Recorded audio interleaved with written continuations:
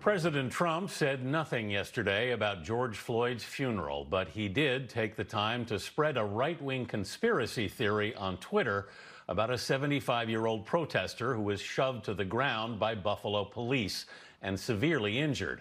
The president's claims have no known basis in fact. Ben Tracy reports from the White House. The video was shocking. 75-year-old Martin Gugino shoved to the ground by police in Buffalo, New York last week. Blood poured out of his ear as officers walked by. On Tuesday, with no evidence, President Trump said Gugino could be an Antifa provocateur who was trying to scan police communications to black out the equipment, and that falling to the ground could be a setup. Common Antifa tactics. The president was spreading a conspiracy theory started by far-right media sources. Gugino, a well-known local peace activist, is still in the hospital.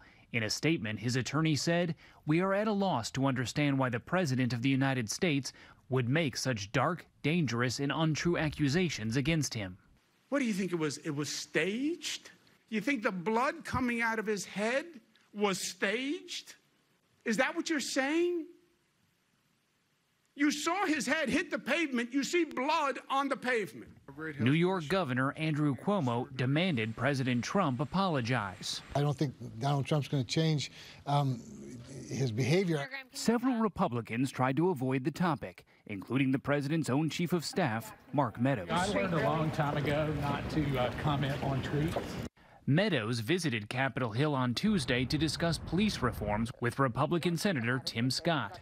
A draft report of Scott's plan obtained by CBS News includes new reporting requirements for deadly use of force incidents by police, increased funding for body cameras, and de-escalation training. So far, the White House has not said what, if any, reforms it would support. Meanwhile, President Trump is still considering giving a national address about race and unity, but the White House is trying to figure out where to do that. We are told it is unlikely to be an Oval Office address. Gail. All right, Ben, thank you very much. We'd all be listening.